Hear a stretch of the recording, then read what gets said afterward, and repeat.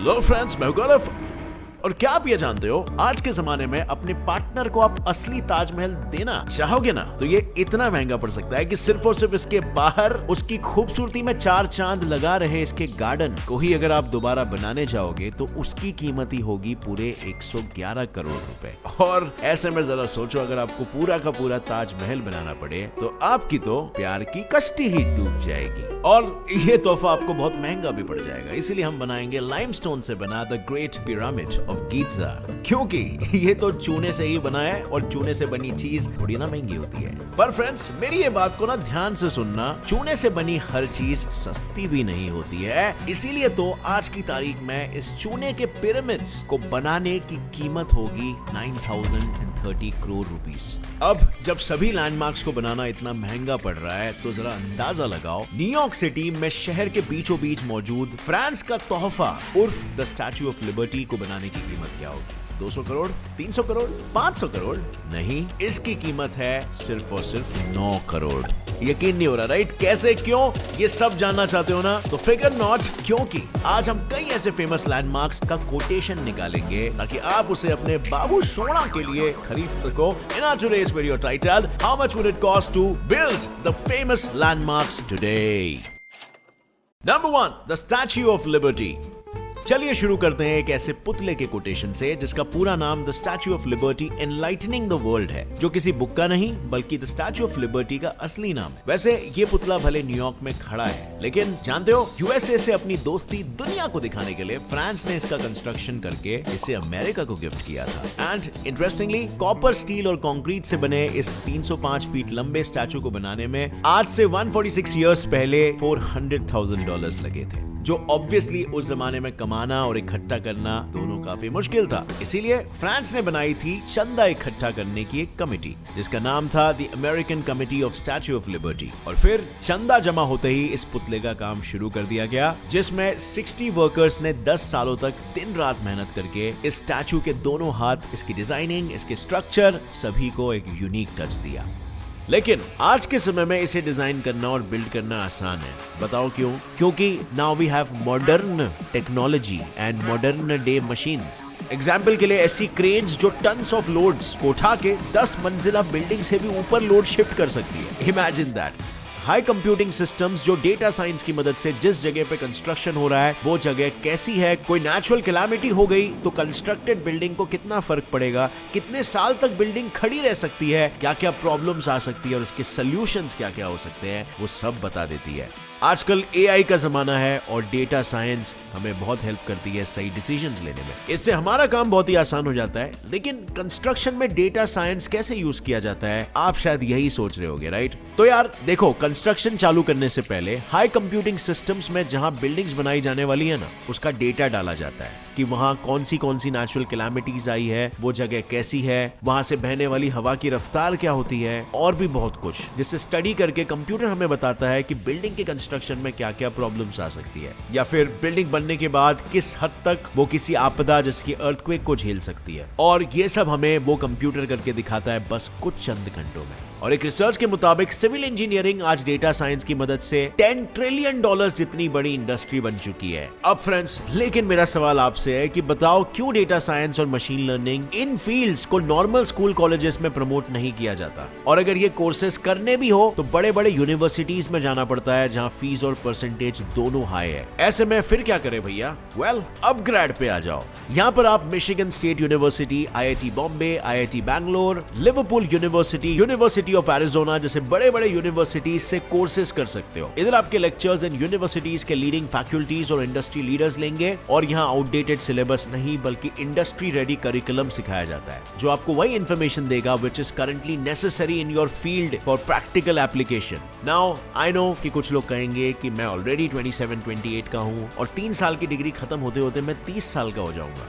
But it doesn't matter कि आप degree करो या ना करो, 3 साल बाद भी तो आप 30 के होने ही वाले हो। सो इजंट इट बेटर कि डिग्री करके ही आप 30 के हो जाओ? इनफैक्ट अपग्रेड का बेस्ट पार्ट इज कि आप ये सारे कोर्सेज आराम से, कन्वीनियंस से, घर बैठे बैठे जॉब करते करते भी कर सकते हो। तो किस बात का इंतजार? नीचे डिस्क्रिप्शन में अपग्रेड की सारी डिटेल्स दी है, go and check it out. Well, coming back to the topic friends, और अगर ऐसे ही सेम टच के साथ आप भी अपने आसपास स्टैच्यू ऑफ लिबर्टी को खड़ा करवाना चाहते हो ना, तो सबसे पहले आपको $1,76,452 यानी कि करीबन कुछ 1,29,83,602 रुपीस खर्च करके इसके लिए कॉपर को खरीदना होगा, क्योंकि 305 फीट के इस पुतले में 31 टन तो सिर्फ कॉपर ही लगे हैं। फिर खरीदना होगा लगभग 125 टन स्टील, जिसकी कीमत होगी अप्रोक्सीमेटली $36,875, मींस 27,13,612 रुपीस, क्योंकि जाहिर सी बात है लंबा और टिकाऊ पुतला मिट्टी से तो नहीं बनेगा, और अब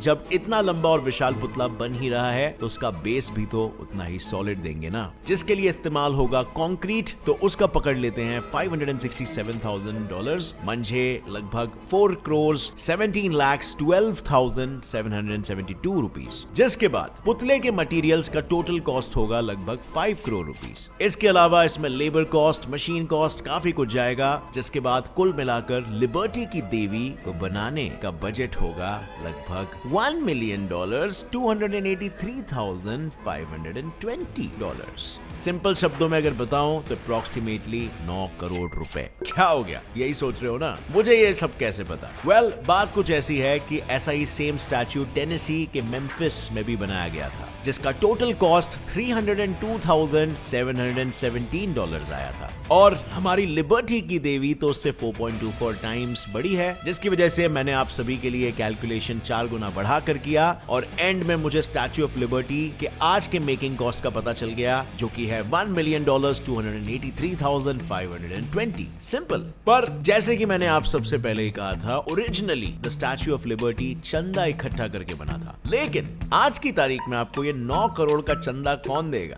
number 2, the leaning tower of Pisa.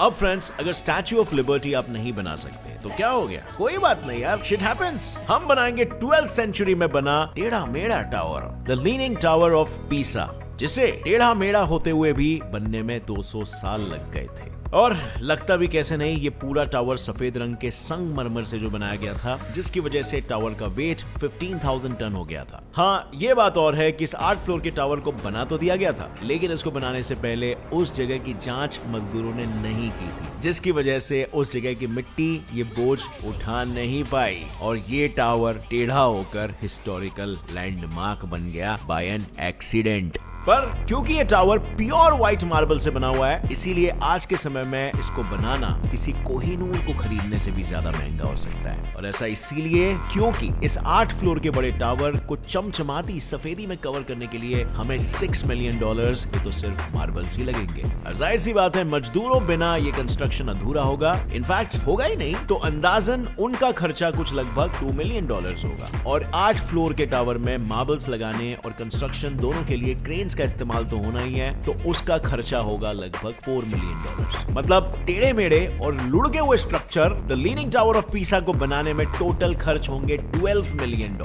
जिसकी इंडियन करेंसी के हिसाब से कीमत हो जाएगी अप्रोक्सीमेटली 89 करोड़ रुपीस। अब अगर यकीन नहीं हो रहा और मन में ये ख्याल आ रहा है कि ऐसा कैसा, तो उसका भी सबूत है मेरे पास। जैसे द स्टैच्यू ऑफ लिबर्टी का कार्बन कॉपी बनाया गया था, ठीक वैसे ही यूएस में the leaning tower of Pisa का भी कॉपी बनाया गया है, जिसका नाम है the leaning tower of Niles, जो ओरिजिनल टावर से अलग स्टील, पत्थर और कंक्रीट से बनाया गया है। और ये साइज में the leaning tower of Pisa से आधा है, इसीलिए उसका हर पार्ट का खर्चा आधा लगाते हुए $6 मिलियन का हुआ था। और वहीं पर ओरिजिनल टावर मार्बल का बना है, तो ऐसे में ये खर्चा घटेगा तो नहीं, लेकिन दुगना बढ़ तो जरूर जाएगा। So a smart estimate would be something around $12 million to 16 और 18 million. Number 3, the Great Pyramid of Giza. जरा सोचो भाई लोग, बीच रेगिस्तान में चूने से बना 481 फीट लंबा एक पिरामिड कितना यूनिक और एंटीक क्यों दिखेगा। ऐसा ही कुछ तो the great pyramid of Giza भी है, जिसे आज से 4500 ईयर्स पहले बनाया गया था, और लोग आज भी इसे देखने आते हैं। एंड सरप्राइजिंगली लोग आप ही की तरह ये भी मान लेते हैं कि इसको बनाना बहुत ही सिंपल और सस्ता होगा, क्योंकि ये पिरामिड लाइमस्टोन यानी कि चूने का तो बना है। पर मैं आपको ये बताना चाहूंगा कि ऐसा बिल्कुल भी नहीं है, क्योंकि अगर हम पिरामिड की डिटेलिंग को देखें तो ये पिरामिड हर तरफ से 756 फीट लंबा है, जिसकी हाइट 481 फीट है, और इसके एक एक कोने में 3-3 टन के पत्थरों को यूज किया गया है। जिसकी वजह से इसमें 2.3 मिलियन का तो सिर्फ पत्थर ही यूज हुआ है और इन्हीं पत्थरों का टोटल वेट 6.5 मिलियन टन है। लेकिन बिना किसी एडवांस टेक्नोलॉजी के 485 फीट लंबे इस पिरामिड को बनाना कोई खाने का काम नहीं है और इसीलिए तो इसे बनकर पूरे होने में 20 साल लग गए थे, जिससे ये बात साफ पता चलती है कि दिन रात हर 5 मिनट में कई हजार मजदूर अपनी ताकत, रस्सी और स्लेज का इस्तेमाल कर इन बड़े बड़े पत्थरों के ब्लॉक्स को यहाँ से वहाँ पहुँचाने का काम करते थे ताकि पिरामिड को बनाने का काम रुके नहीं। लेकिन घबराओ मत, आज की एडवांस टेक्निक जैसे कि पत्थर उठाने वाले व्हीकल्स, क्रेन्स और हेलीकॉप्टर्स को यूज कर हम 481 फीट के इस पिरामिड को 5 से 6 साल में ही 500 से 1000 मजदूरों की मदद से आसानी से बना सकते हैं। और आज की डेट में महंगाई को मद्देनजर रखते हुए अगर हम इस बड़े से विशाल पिरामिड को बनाने का खर्चा अंदाजन हिसाब लगा पाए तो सिर्फ मजदूरों की ही मजदूरी का खर्चा होगा 309 करोड़ रुपए। इसके साथ ही पत्थरों की प्रॉपर प्लेसमेंट, मजबूत बेस एटसेट्रा के लिए क्रेन्स और मशीन्स यूज किए जाएंगे और उनकी कीमत होगी 441 करोड़ रुपीस। लेकिन इस पिरामिड की तो खासियत इसके 3000 किलो वाले 23 लाख लाइमस्टोन के पत्थर की है, जिनके बिना ये पिरामिड्स बनेगा कैसे। तो इन लाइमस्टोन्स के पत्थरों की कीमत सस्ती ना होते हुए आज की तारीख में $495 यानी कि 36,000 पर पत्थर है, जिसका अगर हम हिसाब लगाए तो 23 लाख इंटू 36,000 जो कि लगभग 8,280 करोड़ रुपीस होगा। और सब कुछ टोटल करने पे एंड में इस पिरामिड को बनाने का जो खर्चा आएगा ना, उसके बाद आपके पैरों तले कुछ भी बनाने की जमीन नहीं बचेगी, क्योंकि इसका टोटल खर्चा है $1.2 बिलियन यानी कि 9,030 करोड़ रुपीस। चौंक गए ना, पत्थर का बना हुआ ये स्ट्रक्चर इतना महंगा हो सकता है। एंड जस्ट इमेजिन, इतने हजार साल पहले लोगों ने बनाया इसे, इसीलिए Egyptian civilisation has always intrigued me. So उम्मीद है आप समझ गए, चूने से बनी हर चीज सस्ती नहीं होती। Number 4, the Eiffel tower. ये टावर इतना यूनिक है कि इसकी हाइट खुद ही बढ़ती घटती रहती है, क्योंकि ठंडियों में इसका साइज 6 इंच यानी कि 15 सेंटीमीटर तक छोटा हो जाता है और गर्मियों में उतना बड़ा हो जाता है। पर आई एम श्योर जैसे आप इसके साइज के बारे में नहीं जानते थे, वैसे आप ये भी नहीं जानते होंगे कि 985 फीट लंबे इस ऐतिहासिक टावर को बनाने में 2.5 मिलियन थर्मली असेंबल्ड किए हुए रिवेट्स, 73,000 टन आयरन और 60 टन पेंट का इस्तेमाल किया गया था। और इन्हीं सब चीजों का खर्च अगर आज के दाम के हिसाब से जोड़ा जाए तो इसका टोटल खर्चा 11 करोड़ होगा, जिसमें बल्ब, फ्यूज जैसी चीजों का कॉस्ट भी शामिल है बाय द वे। साथ ही सारी चीजों की फिटिंग और डिजाइन के कंस्ट्रक्शन के लिए क्रेन्स और मशीन्स का भी 8 लाख का खर्चा होगा, जो लगभग 5 करोड़ तक जा सकता है। लेकिन इतना पुराना और आइकॉनिक कंस्ट्रक्शन बनाना किसी के भी बाएं हाथ का खेल नहीं है। इसके लिए बकायदा आर्किटेक्ट लेबर्स की पूरी टीम लगेगी, जिस पर खर्च होंगे 228 करोड़। अब आप यही सोच रहे हो ना कि सामान से ज्यादा मैन पावर पे क्यों खर्च किया जा रहा है। वेल फ्रेंड्स, ऐसा इसीलिए क्योंकि इतने ऊंचे टावर को डिजाइन करना और उस पर काम करना बिल्कुल इजी नहीं है। ये एक आर्टिस्टिक मास्टरपीस है, एक्सपेंसिव आइटम से नहीं बना है, और इसीलिए तो इसको बनाने का खर्चा जैसे जमीन, कंस्ट्रक्शन सब कुछ मिलाकर आज के 300 करोड़ हो जाएंगे। वहीं आज से 134 इयर्स पहले 1889 में जब लोगों पर महंगाई की मार नहीं पड़ी थी और बाजार में चीजें थोड़ी सस्ती मिल रही थी, तब आईफिल टावर को सिर्फ 1.5 मिलियन डॉलर्स यानी कि 11 करोड़ में बनाया गया था। और वहीं आज इसको फिर से बनाने का खर्चा सैकड़ों करोड़ों रुपए में पहुंच गया है, because of inflation of course. Number 5, Taj Mahal. अब फ्रेंड्स, हम इन सभी को जाने देते हैं और बनाते हैं दुनिया का सबसे अद्भुत, बेशकीमती प्यार का तोहफा ताजमहल, क्योंकि इसको बनाते वक्त खुद शाहजहां ने कोई कंजूसी नहीं की थी और इसके कंस्ट्रक्शन में दिन रात लगे मजदूरों के लिए उन्होंने मुमताजाबाद नाम का एक शहर तक बनवाया था, जो आज भी आगरा के बगल में ताजगंज नाम से फेमस है। जैसे शाहजहां ने अपने प्यार को दिखाने और जताने के लिए 2.37 लाख स्क्वायर फीट में ताजमहल बनवाया था, वैसे ही आप भी अपने प्रेमी प्रेमिका के लिए इसको बनवा सकते हो। बस सिर्फ फर्क इतना होगा, तब 20,000 मजदूर और 10,000 हाथियों ने 20 साल में ताजमहल को बनाया था, लेकिन आज की एडवांस टेक्नोलॉजी के साथ ये 7 से 8 साल में बिल्कुल पॉसिबल है, कम मजदूरों के साथ, जिसके लिए आपको खर्च करने पड़ेंगे $60 मिलियन यानी कि 441 करोड़ रुपीस। और ये तो आप भी जानते हैं कि पूरी दुनिया में ताजमहल अपनी एक अलग खूबसूरती के लिए जाना जाता है। जो उसे मिली है उसमें इस्तेमाल किए गए ईंट, पत्थर और खास तौर पे मार्बल से। तो अगर हम पिछले कुछ सालों के रेट्स के हिसाब से इसका कैलकुलेशन करते हैं तो ईंट पत्थर की कीमत होगी $1040 into 2,37,000 is equal to 24 crore 48 lakhs 1,044 rupees, यानी कि लगभग 25 करोड़। और प्योर व्हाइट मार्बल्स की कीमत होगी लगभग 173 करोड़। लेकिन सफेद मार्बल से तो सिर्फ ताजमहल की दीवारें बनी है, इसकी छत पर लगे हैं ऊंचे डोम्स, जिसे हमें अपने ताजमहल में भी तो लगाना है। इन डोम्स की मार्केट में कीमत फिलहाल 198 रुपीस पर किलो है, तो उस लिहाज से उसमें खर्च होंगे 18 करोड़ रुपीस। लेकिन आप ताजमहल हवा में तो बनवा नहीं सकते। ओरिजिनली इसे यमुना के किनारे में बनाया गया था, जिस जमीन की कीमत 1026 रुपीस पर स्क्वायर फीट है। मतलब अगर हम जमीन का भी पैसा इसमें शामिल करें तो 1026 into 2.37 lakh is equal to 24 crore rupees. फिर जमीन और मटेरियल के बाद हमें जरूरत होगी एक आलीशान गार्डन की, क्योंकि वहां तो तरह तरह के लाइट्स लगाकर इसके गेट को भी अट्रैक्टिव बना सकते हैं, जो बनेगा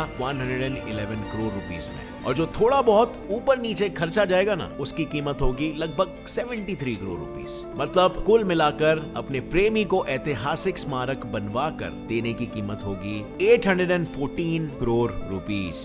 और ये सब जानने के बाद अगर आप अपने पार्टनर को ताजमहल देना चाहते हो तो मैं बस इतना ही कहूंगा कि आपसे ज्यादा दिलदार और कोई नहीं है। ले लो अपना तोहफा और घर जाओ। पर इन लैंडमार्क्स की लिस्ट यहीं पे खत्म नहीं होती। हमारे इतिहास में ऐसे और भी कई हिस्टोरिकल लैंडमार्क्स हैं जिनका जिक्र इतिहास में बड़ा रोचक और इंटरेस्टिंग लगता है, लेकिन इनके कंस्ट्रक्शन में लगने वाले पैसे के बारे में जानकर सब इनके रिकंस्ट्रक्शन छोड़ो, मेंटेनेंस से भी पीछे हट जाते हैं और इस सोच में पड़ जाते हैं कि क्या इतने महंगे मॉन्यूमेंट्स को बनाना वाकई में जरूरी था। सो फ्रेंड्स, आपकी क्या राय है इसमें? जल्दी से हमें कमेंट सेक्शन में बताना। क्या आपको लगता है ऐसे महंगे मॉन्यूमेंट्स बनाना वाकई में जरूरी है, या सरकार को ये सब छोड़ स्कूल, कॉलेजेस, अस्पतालों पर पैसे खर्च करने चाहिए? साथ ही में अगर आपको मेरा लैंडमार्क का कोटेशन अच्छा लगा हो और आप इसे बनवाने की सोच रहे हो तो भूलो मत, मैं कॉन्ट्रैक्ट लेता हूँ, मुझे फोन करो, भेज दूंगा अपने इंजीनियर्स वहां पे। और अगर इस वीडियो से कुछ भी नया सीखने मिला तो एक लाइक जरूर ठोकना। Gets it fly fact channel को अभी सब्सक्राइब कर लो, नोटिफिकेशन बेल ऑन कर लेना, क्योंकि ऐसे इंटरेस्टिंग इंफॉर्मेटिव वीडियोस आपको मिलते रहने वाले आगे भी। With that said, as always, stay curious, keep learning and keep growing. जय हिंद।